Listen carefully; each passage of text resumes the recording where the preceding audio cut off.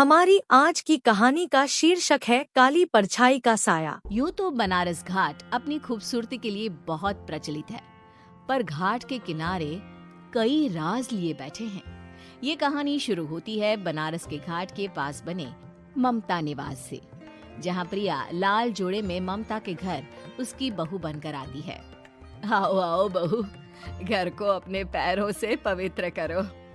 ममता घर की दहलीज पार कर ही रही होती है कि अचानक एक बहुत गंदी सी बास पूरे घर में फैल जाती है।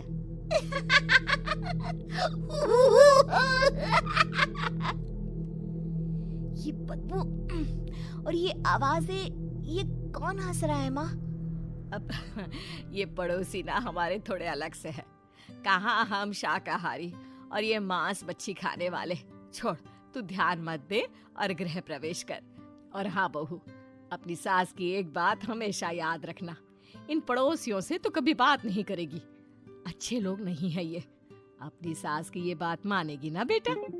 हाँ माँ, जो आपकी मर्जी, मैं उनसे बात नहीं करूंगी। अगले दिन प्रिया अपनी पहली रसोई बनाने रसोई घर में जाती है। ये छोकी बात तो नाक में जा रही है। एक काम करती हूँ, खिड़की खोल देती हूँ। प्रिया खिड़की खोलने जाती है।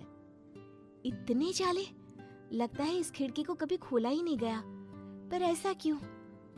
ओह, नॉन वेज की स्मेल आती होगी ना। 2 मिनट के लिए खोल लेती हूँ, फिर बंद कर दूंगी। प्रिया खिड़की खोलती है। खिड़की खोलते ही उसकी नजर सामने वाले घर की खिड़की पर पड़ती है, जहाँ एक लड़की खड़ी होती है। हाथों में मेहंदी, लाल रंग की साड़ी, बिल्कुल सजी धजी, मानो प्रिया की तरह ही वो भी नई नवेली बहू हो। वो प्रिया को देखकर मुस्कुराती है। हे भगवान, माँ ने तो इनसे बात करने को मना किया था। प्रिया फौरन ही खिड़की बंद कर देती है और तवे पर चढ़े रोटी की ओर देखने लगती है, पर वहाँ रोटी न होकर मछली पड़ी होती है। ये क्या? पहली ही रसोई में इतनी बड़ी गलती! हे भगवान, अब मैं क्या करूं? प्रिया बहुत डर जाती है और फौरन रसोई की सफाई करने और फिर सभी के लिए खाना बनाने लग जाती है। जब वो सबको खाना परोसती है, सब तो ठीक है, मैं बेकार में चिंता कर रही थी।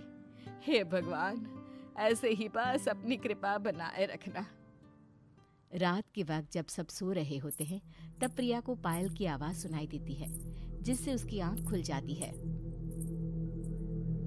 ये पायल की आवाज कहाँ से आ रही है? प्रिया उठकर उस आवाज के पीछे छत की सीढ़ियों तक जाती है। तभी उसे बच्चे के रोने की आवाज आती है। प्रिया छत पर जाती है तो क्या देखती है?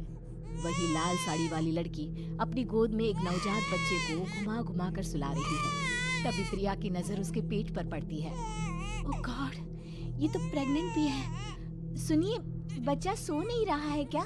मैं कुछ मदद करूं? नहीं नहीं, आपके घर वालों को अच्छा नहीं लगेगा, मैं संभाल लूंगी। स्नेहा की गोद से बच्चा हाथ मारकर प्रिया की गोद में आने को छटपटाने लगता है। दोनों घर अगल बगल में बने होने के कारण प्रिया उस बच्चे को गोद में ले लेती है। प्रिया के पास आते ही वो सो जाता है।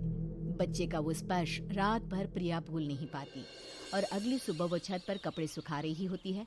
तभी उसे एक औरत इशारा करके बुलाती है। स्नेहा कह रही थी बाबू तुम्हारी गोद में आते ही सो गया। मैं गौरी, स्नेहा की माँ हूँ।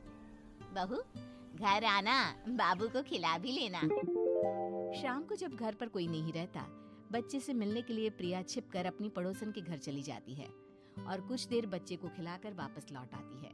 इसके कुछ दिन बाद ही प्रिया को पता चलता है कि वो माँ बनने वाली है। ममता की खुशी का ठिकाना नहीं रहता।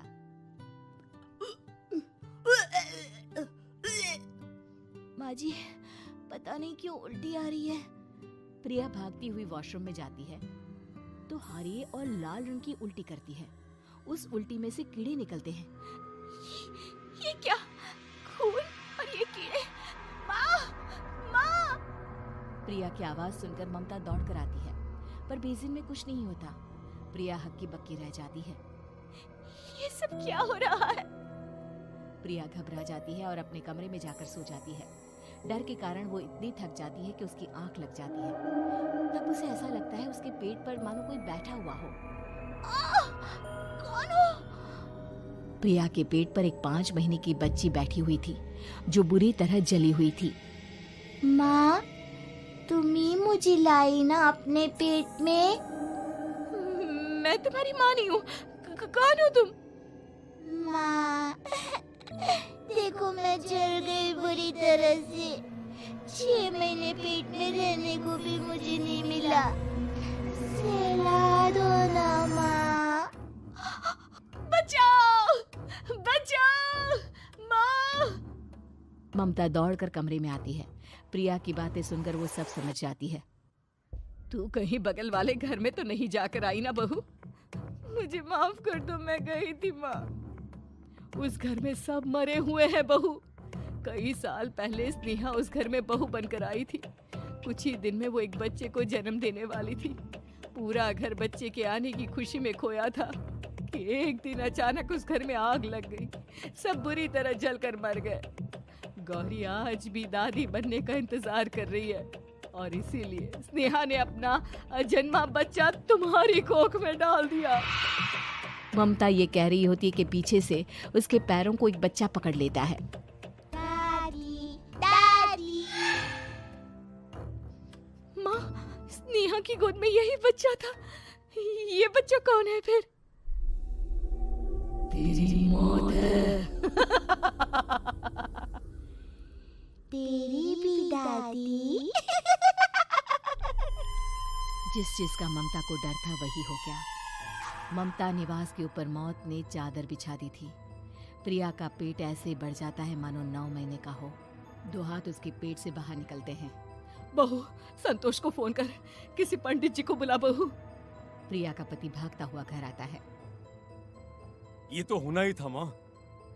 तेरा पाप तेरे सामने आ गया तो तू सह नहीं पा रही है। स्नेहा घर में आग लगी नहीं थी, माँ ने लगाई थी प्रॉपर्टी की लालच में। और वो बच्चा मेरी पहली पत्नी का बच्चा है, मेरा बेटा, जो कि उस आग की चपेट का शिकार हो गया था। मैंने तुमसे ये सब माँ के कहने पर छुपाया था।